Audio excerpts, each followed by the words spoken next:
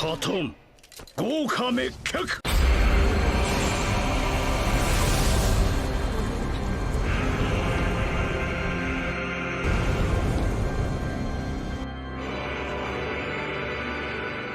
What's going on, YouTube? Back again, not with ranked though, but with some Smite 2 info. So all the devs at Hi-Rez have been doing like developer videos where they just do like a 3-4 minute video to touch base on like items or how they're doing stats now or how they're doing god development, stuff like that. So I thought I'd do a video reviewing the ones they've have posted over the past like probably week. I think it's 3 or 4 of them. They're not that long, so it's just put them all into one video myself and kind of just review everything they're saying. I'm not an expert at Smite to the point where I can tell you exactly the stats for every item in the game, but because this is a new game and they're changing all that, that won't matter. I understand what every item in Smite does. I just don't know exactly like if it's plus 25 or only plus 30. Like I don't know those exacts, but I know all the passives and I know all the actives. The only ones I have problem remembering are the aura items, which items are aura items. Other than that, I'm good to go. So let's get into it. My name's Andrea Chang, and I'm the audio director here at Hi-Rez Studios working on Smite 2. I helped build the audio team up from the ground up. When we started, we were actually very small of a team, and so it felt very prototypey, almost game jam-like. Basically, you would just bounce ideas off of each other very quickly. So it was very organic and grassroots. Graphics are so amazing. So one of the Unreal first 5. things that I would say is a huge improvement on our end is using Meta Sounds, which is our new audio system, which is a huge improvement over UE3's sound cues. We have increased voice count in Smite 2. So in Smite 1, the voice cap limit was 32 voices. If you're basically just walking down lane solo, that's already 24 voices. And if you add like fighting minions on top of that, Voices then are you're pretty much sounds at for your people voice who count don't cap. know audio. In Smite 2, we didn't want voices to just randomly cut out and miss out on important gameplay. Yeah. What she's saying right now. So any audio cue in a game, she's calling a voice. So any audio cue, the ambience. That's why ambience is low sometimes when people turn it down, because you can't get all. Wow, that minion's head is in his neck, but whatever.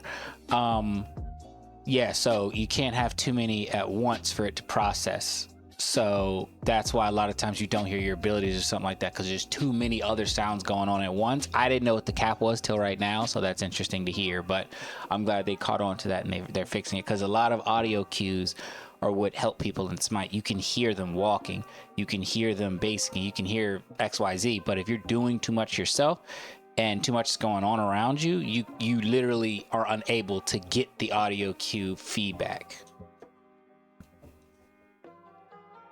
Information, and so we raised the voice count limit to 128. Jeez. That way people can hear things that they need to hear, and also the fidelity of the audio Yeah, is see, just like he heard him walking up, no shadow on the ground, no nothing. He heard him walking and pre-ulted. Those are the audio cue things. In People who are Smite 2, playing we with really without wanted to headsets, make sure that we gave the players really good spatial information for the audio. And one of the things that we improved in Smite 2 was the attenuations. So attenuation basically is if you have an object and it emits a sound, the radius that you hear that sound from is the attenuation of that sound. So if you look at the picture, the red circle is Smite 1's attenuation, and it's pretty large. Smite 2 has a lot smaller of an attenuation, it's the blue circle. And because it's smaller, you get more accurate information of where the actual sound is spawning from. I kind of like that though. So continuing on that thread, a clue. So the attenuation thing, how it's going to relate mostly to people is fighting in alleys, fighting in between lanes. Not in the lane, but in the alleys between the lanes. So I was saying alleys. You can hear, not even team fights, you can hear someone getting ganked. Even if they don't say it or you don't look at your map, you don't hear ping. Let's say you're just zoned into your lane. You can hear a Bakasura jump over the wall right past your damage to try and steal it from you, or something like that. Like those are audio cues you can hear from a certain range. You can't hear them jump on BDK if you're in, you know, either left or right lane. That's too much of an audio cue. So I like this. What I don't like about this is one of the things, I don't play Conquest a lot. And one of the things I use to tell when I need to go over to a camp is I can hear the camp spawn. The radius she just showed was on a Conquest map. If they're ratioing that blue circle she showed to a Joust map, because Joust is dual, it's the same map, it's going to be interesting because... Actually, no, Joust and Duel aren't the same map right now. I don't know why I said that. Either way, the size of the maps are the same in terms of where that radius is going to hit if you ratio it down, because I can literally hear the enemy's mana camp drop or spawn from my mana camp if I cross the corner. The audio cues are that good. If you're listening to that, it's like a weird noise of them like landing on the ground from out of the to land on the camp. So I won't go over there, or I will go over there depending on if I hear that sound and I know it's supposed to be coming up, but I don't quite see it. Because if you play enough and you take your mana when they take their mana, the timer's the same. So you know it's the same, but you don't know if they took it or not. But if you listen out, you can hear if they're fighting it or if they're doing something. You hear abilities. A lot of times people know other people can hear those audio cues, so they'll drag the minions away from the side where the enemies are and pull it more towards the back of their tower so that they can hit it without being heard. And well, that's what I do anyway, and I've seen other people do it, so that's going to kind of change that up some. Occlusion is another way to give players better spatial information. So for example, if you have a Bellona behind a wall hacking away at the jungle, literally saying what I just said. You don't want the Bellona to feel like they're right next to you. Should have just waited. You want to feel like they're occluded or coming from behind the wall. We developed an occlusion system that occludes the sound if it's blocked by something or if it's obstructed by something.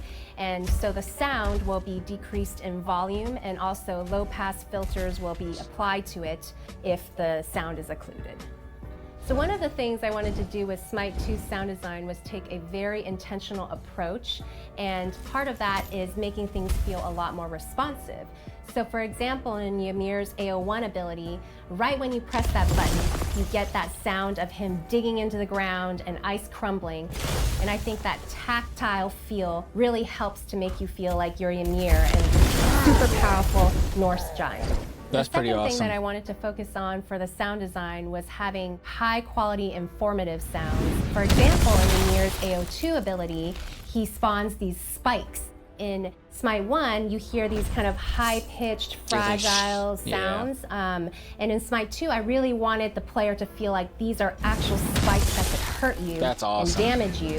And so the sounds are a lot more visceral. This is them taking their time to make this game good. Everything she's describing is what Smite 1 should have had this entire time, but the detail they're referring to is detail that like RPGs have. It's like, because this whole time no one's ever complained about it not sounding like ice. But now that she's mentioning it and everyone's watching, they're still like, yeah, you know, it didn't really sound like ice. It was just the ability sound I'm used to hearing. It didn't sound, it was related to the actual form. Merlin is the first person that I can possibly think of who, because he's so elementally designed, when he switches to his fire form and does the pfft, it sounds like fire, and then he throws his wind out and it makes like this whoosh, and then starts spinning. He's the first person to ever have elemental sound. Everybody else has been hard sound. Bellona has her whip, but like stuff like that, or like Bastat's whip that whoosh, I mean, you can't mess that up. You have to make a whip sound like a whip, but none of those are elementally bound, so they're all physical things. This is a very good thing that they I'm glad she went into. And earlier she was talking about the range of like how it sounds. Awesome that they're getting into that. I never thought about sometimes in game design it's called an A-B connection. It's like the A is where the process starts, the B is where the process ends, and it's the sound in between. I never realized Ymir's slam, you only hear the boom and then the shh after. It's not like a carry-on sound. Now that they changed the animation to a grip and rip into the ground kind of thing, it's going to be a lot cooler to see like and hear you grabbing the ground and ripping it up, and not just a slam and shh. Now that I think about it, they did kind of get away with making that a lot easier to do the sound on, because it's only two things happening. It's not a continuance of something like she just said. It's not ice breaking through the ground. It's a sound of a boom and then a sound of just it came up and hit. That was it. Even if it was supposed to be like a continuous wave of ice coming out, his never really carried that way. So that's gonna be awesome to hear on a lot of different gods. Some gods are simple, like Zeus. You throw a shield, that's a sound. You throw lightning, that's a sound. You strike the lightning, that's a sound. That's really it for that guy. He does not have a lot going on. But like Ymir, that's a lot of, like you said, tactile. Especially if you have like those haptic headphones, you'll feel that more now that they're putting that detail in there. In Smite 2. And the third point is, you know, keep what's good from Smite 1. If it's not broken, then don't fix it, right? Yeah. And so Ymir's AO3 is a great example of that. How, you know, that's a very iconic sound, and players recognize it right when they hear it. They're like, oh, that's the Frost Breath. And so that sound does everything we wanted to do. That. Oh, so I love the particle effect there. We didn't have to change it, and we basically kept the core of the sound. God, even this and color looks beautiful. Slightly. We're a small team of 3 for audio, but I'm so proud of how much we've accomplished in such a short time. Well, I get and I'm so excited for the fans to experience everything that we've worked so hard on. All right, so that was audio. Again, remember, if you haven't signed up for it, signed up for the beta right now. Let's hop over to this one. I'm the game designer Everyone's on pretty Smite familiar 2. with him. My name is Pom. I'm the game designer on Smite 2, and I'm going to walk through the item experience for y'all. So in our current alpha, you will see the auto build flow. This is an option that you'll have at the start of the game that shows you 2 different options that you can build for your character. These have been pre-made by us that you can hop in really quickly. That is very reminiscent of, gosh, what's the game that they have? It's not Smite, it's the Paladins. Paladins looks a lot like this. I play Paladins occasionally if I'm bored. I haven't played it in a while, honestly, but I only played like 3 characters because they were more fun for me to play. But this is the exact look that it has on Paladins when you're picking like what cards you want to use, because that's how they do it. And you just select one if you want to use that one. It gives you a brief rundown on what it does, or you can hit disable and you can actually go into the item store and do the full item experience there. I like how it details when you go what to the you're item do, store, high you're actually going to damage. see that most of the items are based off components. So rather than having the mace tree that builds into 4 mace items, you now have an axe. And this axe is the core component for all strength items that exist in the game. Wow. And so when you hit that button, you'll see a whole bunch of builds into, and that's how you determine what stats you want to go. So if you aren't sure exactly what you want in Smite 2, you can build an axe knowing that you want strength, and then maybe you want to get some attack speed. So you build a bow to give you some attack speed. Well, now you can see that you have those 2 items in your inventory. You can see what they build into, and that'll naturally kind of guide you to the item that you were trying to go for in the first place. So the main item stat changes are going to be strength and intelligence. You are familiar with this as physical power and magical power, but the main difference is all your characters can build both. There's no item Strength and intelligence is really RPGs. For anybody who doesn't play a lot of RPGs, a lot of card games like Magic and stuff like that. I don't know if Magic uses the terms intelligence. Actually, I haven't played it in a long time, but that's the phrase for Magic. Is now CDR again, but it's not a percentage. It actually modifies your cooldown exponentially as it gets higher and higher. Relics aren't a thing in Smite 2 anymore. Instead, you start with Purification Bees as a default choice, as well as a ward active that you can use. And to replace relics, we're actually bringing in actives as a choice. So you have 6 item slots, and all 6 of those items could be active items. They actually have keybinds dedicated to them, so you can use them whenever you want. So you can think of this as a way to activate your passive effects without having to have it be some conditional trigger. There's a lot of different active effects that you can bring to your team, such as there's a mushroom that you can place on the ground that heals your whole team. There's an item that knocks people away, and there's even one that that's the shell that blows up. Actually stasises the whole team, friendly and enemy, that actually can really shift a team fight. So these are really, really powerful. Wow, root boots, I guess, would be the closest you say, but they look frozen from doing any abilities too. Hold on, let me take that back a little bit.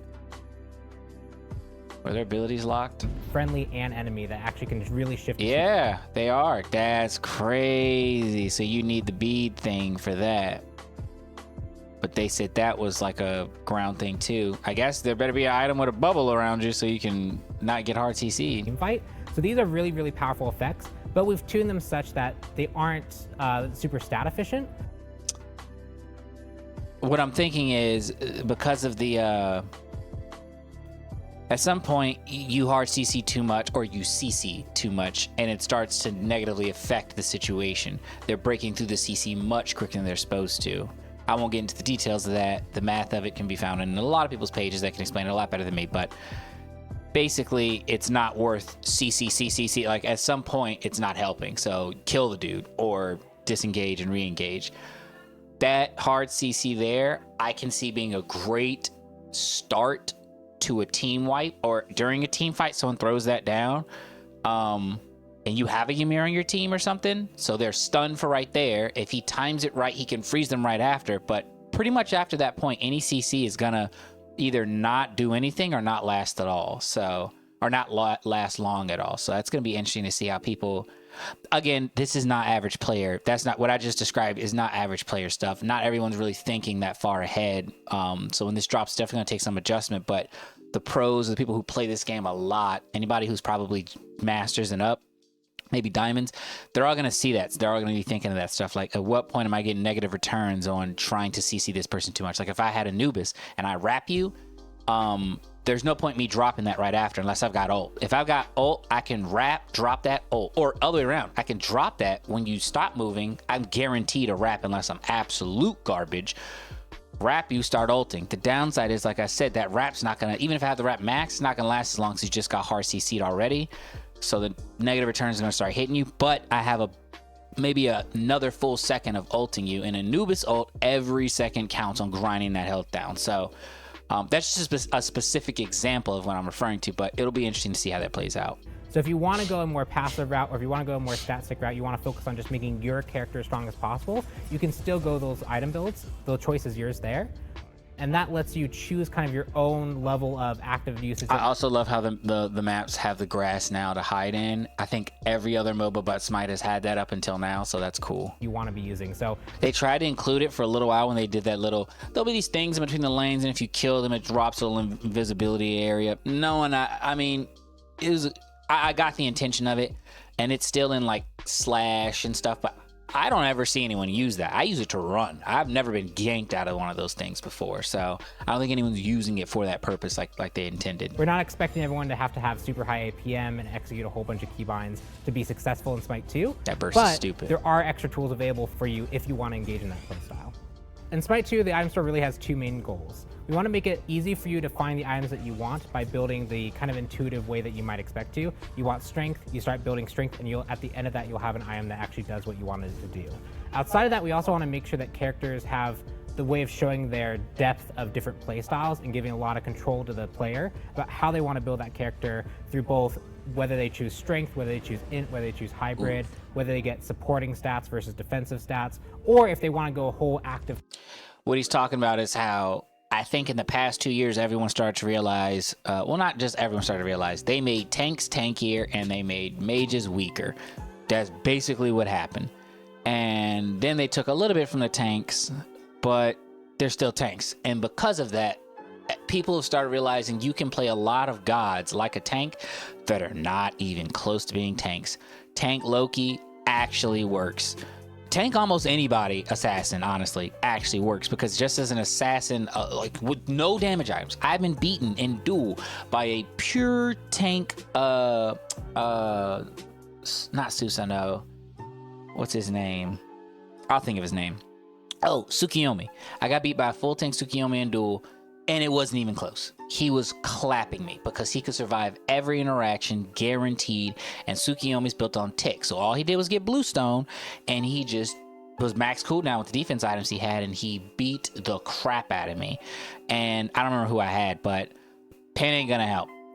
You get to a point where pen, you can get all the pen in the world as a mage. You can get all the pen in the world. You can get Reaver. You can get percent pen. You can do all that.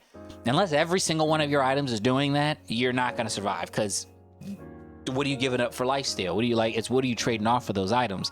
So it's a lot tougher to play against that if the god is good enough and has a good enough kit to where even if they're a tank, they can roll up and kill you no matter who you are. So that's what he's referring to here, how like people have different play styles. No. It's y'all change the items and the stats and everything so much that now anyone can do anything.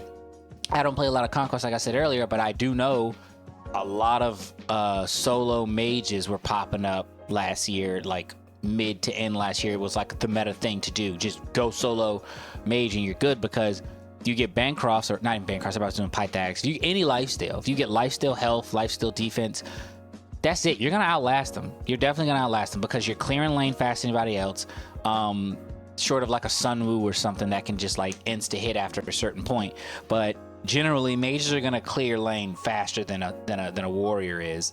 And warriors are the typical solo. But You can do anything in any lane if your skill's good enough, and that's what was starting to happen. They would get tanky-ish mages and just start running that shit, or get damage mages. I've seen Poseidon solos that just destroy because they're Poseidon, so it sucks. But if you get placed against a good enough solo, it's 50-50 there. But anyway, yeah, that's what I think he's referring to. Playstyle that has a whole bunch of active effects that can really round out weaknesses in their team. We want to make sure that that's something that players can easily grab onto and utilize and not be a huge burden. Looks like they added time to the abilities there. Sorry, I'm being an animation nerd. Grab onto and utilize and not be a huge burden. It looked like the cock back to the slam onto and was a load. Really round out weaknesses in their team. We want to make sure that that's something that players can easily grab onto and utilize. Yeah, I don't know if they added time. My brain's telling me that took a little bit longer to actually happen.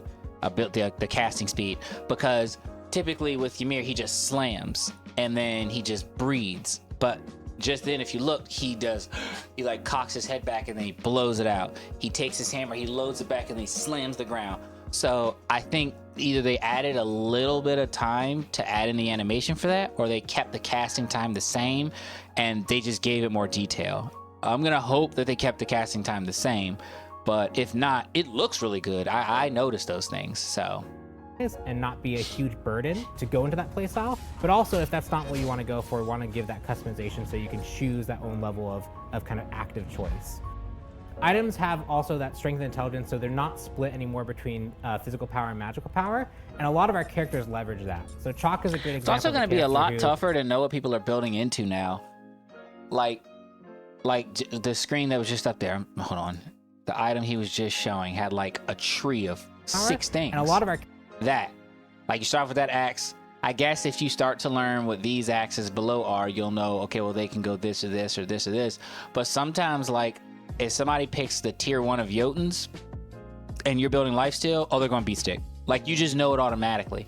So it's going to be a lot tougher to kind of know that until we learn these well enough to know, hey, this is what a crit's about to be or something like that. Characters leverage that. For counter building, Chalk is a good example of a character who, if you want to get in there, swing your axe and do a whole bunch of damage, largely strength is going to play to your playstyle, and you could probably build a strength build that's very similar to Smite 1.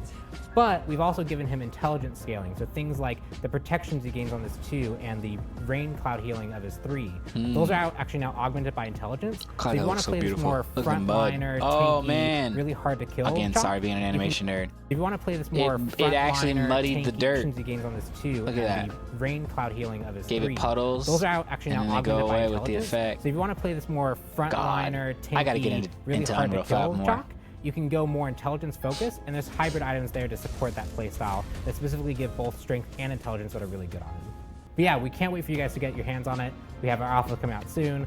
It's going to be so cool to have you guys in there and actually trying out the item store, and definitely give us feedback on it. All right, that was the Smite 2 items and strength and intelligence. Should be interesting to see how it plays out. I don't know how defense, I don't mean defense, tanks. I don't know how well tanks are going to be effective wise, because I'm assuming that means there's not just strictly strength defense and intelligence defense is going to be mixed as well. So if it is that way, then it'll all be copacetic. If not, should be interesting to see. But all right, there's one more video I wanted to look at. I'm Daniel Cooper. I'm the advanced game designer on Smite 2, working on God Combat. So I'm Daniel Cooper. I'm the advanced game designer on Smite 2, working on God Combat, item balance, all the things. My name is Josh Malmquist. I'm a senior gameplay programmer on Titanforge. I'm one of the programmers on Smite 2. I'm Daniel Lilleberg. I'm the animation director. I was the animation lead on Smite for the first 84 gods, and I'm super excited to come back for Smite 2. Yeah, I'm Ben Knapp. They got all the heavy art hitters for director on this. Smite 2. I've them. been here at High Res for about 17 years. The goal is just to make sure that we bring Smite This to the guy next knows level. he knows his that's my whole crowd. goal, making sure the quality is king and the fans get what they deserve for the next game. The first process that we really had to go through is like, what is the kit for the god that we're bringing over? Like, what are the technical needs? What are the art needs? We look at that first, and the first team that actually starts on it now is design. First, we go and look at the characters, see what things that we've wanted to change over time. We have years and years of different balance meeting discussions and community feedback about what people. Hold on, sorry. I'm listening. I just wanted to look at point the something out to characters, see people. what things that we've wanted to change over time. We have The art needs, we look at that face. A lot of times people get hit with that stuff, actually I'm starts including on it myself, now and they'll be like, I was not in that. is design. This is what you need to realize it actually is. That is a hitbox. That's why they're called boxes. Geometry is all of animation. So I'm not saying circles don't exist, but typically when you're working with effects, particle effects, reactive things, it's this. This is what that ability actually looks like.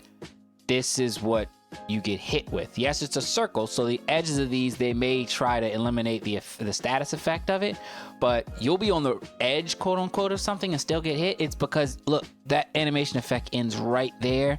There's like a ½ inch of my screen. It's actually more like an eighth of an inch of my screen that goes forward, which for us in the game is like half of a foot for in game. So this is what you need to realize you're getting hit by. Just an FYI. Design. Change over time. We have years and years of different balance beam discussions and community feedback about what people like about a character, what people don't like about a character, feature requests that they've wanted for a long time. So we try and consolidate all that together so we have like our kind of major list of improvements that we feel like we can make very quickly.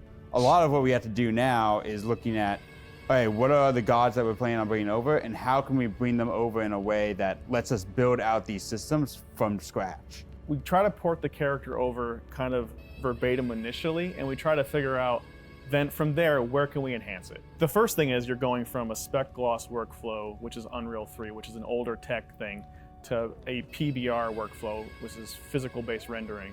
So that is a whole different type of technology that you have to then move all your characters' textures and the materials from one engine to another. So that's a whole process in itself. So we know for each god we bring over, we have to go and do that process. But then every time we do that, we look for areas where we can enhance the character. So they will go through, they'll look at the kit, see if there's any redesigns they want to make, and then they come to the gameplay team and like, here's our laundry list of items, here's what we want to do. And then the gameplay team will go through and actually assess the technical needs. One example of that was early on for Anubis. We tried something where maybe he didn't have a stun in his kit, and we tried to give him another ability that felt impactful for him, but that just didn't feel like you're still playing the same character, right? Without that stun, without that mummify. Anubis without a rap ain't Anubis. So glad they realized that. A lot of the rest of his kit kind of fell apart and didn't feel cohesive anymore. And so we went back to the drawing board on that. We looked at making the ult feel punchier, and we also made sure that the improvements that the Smite 1 team had made over the last few years, such as Anubis walking, were still reflected in Smite 2. But it gives us a lot of flexibility now where we're able to give design the tools that they can actually go and prototype the entire god without needing gameplay programming at all, which is one complete 180 from how we did it on Smite. One of the areas we're working to use the advancements in UE5 and get over some of these pain points is the upper body lower splits that we had in Smite 1. A lot of times you could see visibly when we were merging the characters' lower bodies to keep them running with their upper body, either melees or ability interactions, animations. Ymir, for example, if you look at him in Smite 1, when he runs around in melees, his pelvis shifts around a lot and has a very artificial feeling. But with a lot of the tools and pain points we're overcoming by moving the UE5, we're able to better adjust his pelvis based on what his body is. The importance of what he's describing is you can move 360 in Smite, and everyone moves 360. 360 meaning in any direction. I mean, they're omnidirectional when you can move, and still basic. So everybody knows you move slower walking backwards when you basic. For some gods, like not Medusa, she can her speed's the same because she can slid it backwards. So the hip placement of when you're swinging, it looks trashy. Your waist will be like stuck while your top half's moving like this. It'll be like you'll be walking backwards and doing this. It kind of looks like what's that pixelated game everybody plays? I can't think of the name of it, but it just looks super not good. As opposed to making it so it's a full range of body motion. It's like baseball. In baseball, you twist your hip, or baseball or golf, you twist your hips and swing. But if we use Smite 1 dynamics and how he's rigged, it would be the waist stays the same and your torso moves and turns. That's it. So having the hips turn makes it look more natural is what they're describing right now. It's pretty good rigging too. Is doing at that time, so we get less of that clear break. In Smite 1, I think there's a lot of things we had to consider as we're working with things like even like polygon counts. There's a lot of things that we, in Unreal 3, there was just major limitations there. And so in Unreal 5, we have a lot more kind of bandwidth to like work with bones and kind of like the tech that we have a lot. Okay, again, some people don't know animation, so I'm gonna try and at that time, so we get less of that clear break. explain what he Smite said. 1, So these are polys. All these individual triangle, weird. This looks like a cluster of white, but really it's thousands and thousands of little triangles curved differently, moving in different directions. So it's all polyagonal. It's all literally little shapes put together to make one big shape. That's how animation works. Like I said, it's all math, so it has to use dynamic pointing. So this is what he's referring to. You can only render but so many polys before that thing crashes. And Smite has animations, it has particle effect, it has a lot going on, so they're not able to get as many in there in Unreal 3, which they were using before. So now that they're in Unreal 5, they can get it to process with a lot more. And bones there's is a lot of rigging, like I was saying before. When you saw you mirror with all the little arrows, those are there's a lot of things that in we animation. in Unreal 3, there was just major limitations there. And so in Unreal 5, we have a lot more kind of bandwidth to like work with bones and kind of like the tech that's more relevant. So for each god, we're going through cross-functional, reviewing all that together, and a lot of those fill up those boxes already. We need these abilities to change for this reason. We have to add this. And what that leaves us, though, on each one is some degree of just, on the animation front, just time to improve just the aesthetics. And so each case, we're kind of filling up what needs to change, what has to change, and then we have some little bit of time that we use as judiciously as we can to improve all the animation presentations when we bring these characters over. So that process took quite some time. I think for bringing Chalk over into the game, like for scratch on Smite 2, initially took us like probably 3 or 4 months. Because we had to build up all those foundational systems. But we got Chalk playable probably within a month in Smite 2 because of blueprints and letting designers just go through and blueprint it all. And then gameplay was able to come in after the fact and really like clean them up. In Smite 1, it wouldn't have been possible. It would have taken us to build Chalk from the scratch in Smite 1 would have taken us 2 months gameplay programming time. Going fully into Smite 2 with none of that like restriction from like bringing an older file up to speed, just starting fresh in the new engine with all the new tools, there's gonna be so many things we can do just like that you'll notice a quality change just already for like all the Smite 2 gods because they start off right. Like we're gonna know areas that we can just kind of out the gate make look 10 times better. The largest part for me as an animator is just restraint. There are so many things that we could do with the new technology. There are so many things that we'd like to explore further. The jump from UE5 to UE3, at least as a developer, is fantastic. And actually, some of it causes us to just really see all the awesome things you can do and go, I can only take 2 of those and make the best decisions there. Working on Smite 2 has been something that's been so incredible. It's truly like a love letter to everything in Smite 1. Seeing from the early days of Smite 1 and seeing now that we actually are working on Smite 2, actually delivering on this thing that really amplifies Smite to the next level. It's just been so incredible. Seeing the reception at SWC has been incredible. The audience reaction, all the fans coming up and talking about it. It's just so great to be able to actually talk about Smite 2 now. I can't wait for you guys to get a chance to play it. We've been working on this on and off throughout the years, trying different ways of doing it. And I think once you get your hands on it, you're really gonna love it. So I hope you guys enjoy it once you get your hands on the game.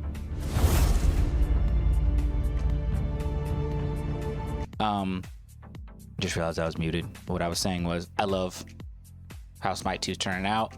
I'm not taking it as Smite 1. So if everything's different, all the gods are different, all this stuff is different, I'm not going to complain. It's not the same game. It's a completely rebuilt, wholly new game. So take it as a new game. Anyway, like, comment, subscribe if you like the video. Try and get more out the more they put these videos out. Catch you guys later.